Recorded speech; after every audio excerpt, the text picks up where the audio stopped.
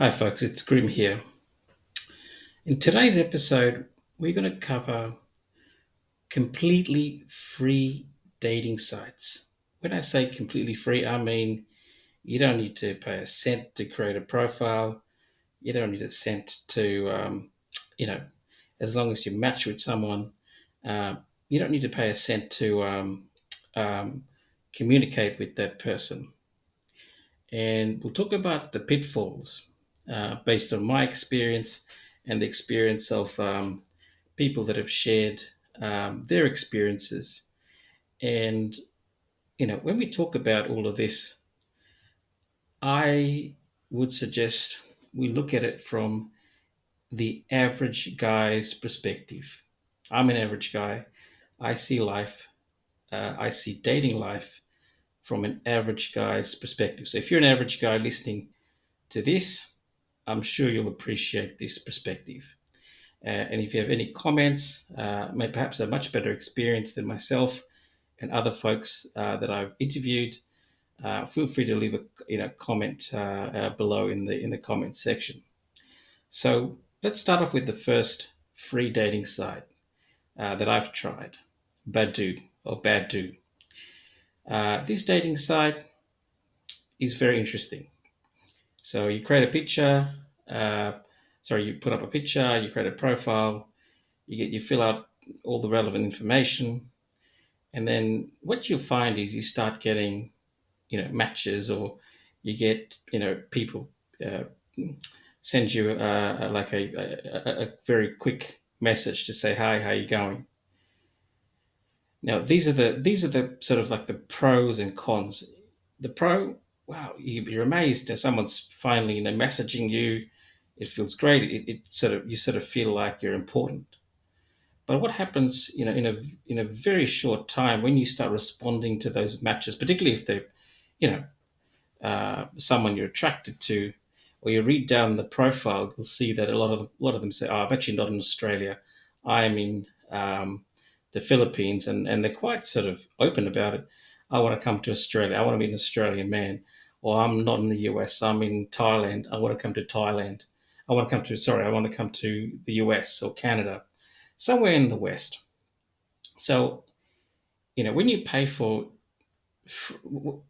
cheap dating sites, or when you take the free option, you're going to come across these, pitfalls, purely because the barrier for entry is very, very low, if not free. So that's been my experience with Badu. Badu, I think it's a great site because it is free, but it's very hard to meet people on there. Now, if any one of you guys have met someone off Badu, mate, I'm all yours. Feel free to put your comments down. But from my experience, I've had a lot of people email me, match with me, and and I've had to unmatch a lot of people because they were from overseas, or they pretended to be from Australia, but they haven't been. They're not really from Australia. Or you get into a very long sort of conversation about stuff, and then all of a sudden, they vanish or they stop texting. So, I mean, for me, this is one of the sort of pitfalls for using a cheap, or if not free, dating site. After Badu, you've got plentyoffish.com. Now, I'm in my sort of late 30s, but in my early 20s, I found Plenty of Fish before they, you know, initiated the matching system where you can't really message someone directly, or without paying. It was very easy to just, shortlist a bunch of chicks, and you jump on and you message, the ones you like. And let's just say if they didn't like you back, they don't message you. But the ones that like you back will message you, and then you slowly work up to the point where you get the conversation flowing, and eventually you work it up to a date.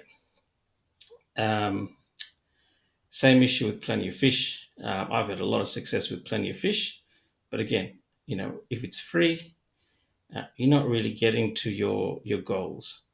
I'm not being paid by Plenty of Fish, but I've had a lot of success with it prior to them making their recent changes by making sure that you match first before you can send follow-up messages.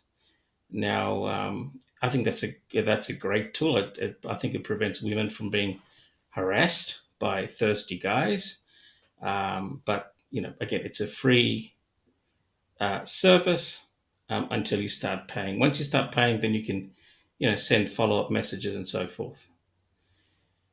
Now, in my view, I think the best thing to do is to use a dating site where that is a little bit more premium. Now, the benefit of that is, first and foremost, you're cutting out your competition, particularly if you're an average guy. Like I said, we're analyzing this through the lens of an average guy, because the barrier to entry is a little bit higher. You got to pay, say with let's just say with eHarmony, 30, 40 bucks a month. But the ones that are successful, or they're happy to just send spam messages until a chick replies. It's going to weed out those folks, and it's going to weed out folks from overseas that are trying to get a visa to come to Australia, the UK, the US, the West. You know what I mean? So by paying a little bit, if you look at the ROI, the return on investment, it's much higher than just going on these free sites and just going, swipe, swipe, swipe, match, match, match, heart, heart, heart. And then eventually you get nowhere, or you've expended so much more time, and time is money. Whereas you could have just spent a little bit of money, 50 bucks, 60 bucks a month. And usually if you have a good profile, if you use, Tinder profile AI, get a couple of good shots, you've got a well crafted profile. Most average looking guys, including myself, have no problems, getting matches, going to dates, and being successful.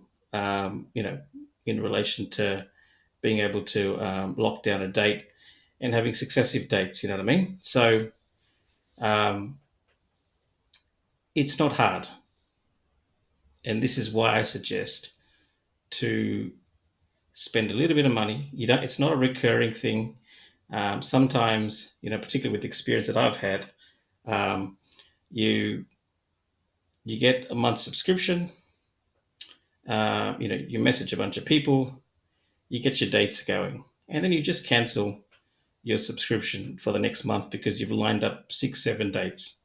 And then, once you've gone through the dates, and if you haven't found someone that you want to explore I guess a more extended relationship, then you can sort of, turn it back on.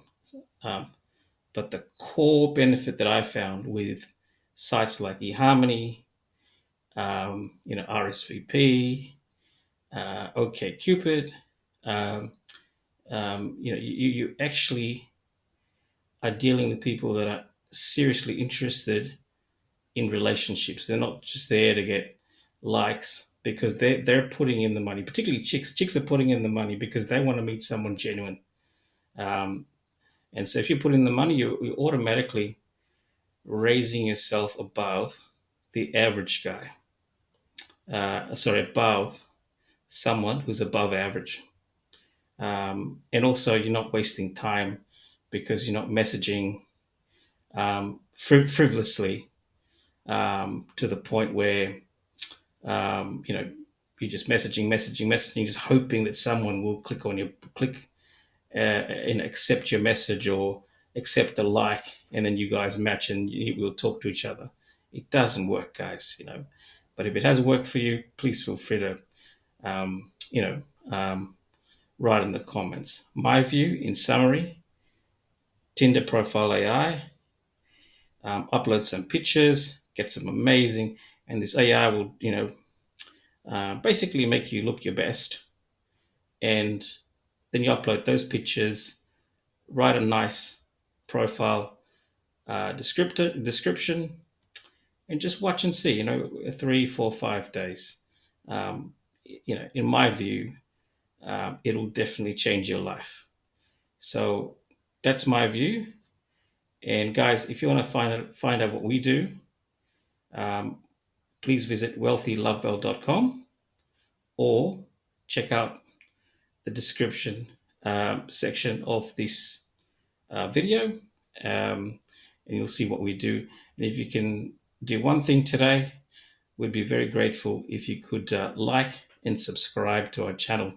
It helps us to create more content and get fresh, innovative thoughts out there to help you with your dating journey. I'm not a guru. I'm just an average guy analyzing the dating market from my lens, and my target audience are average guys. Thanks for watching. Catch up.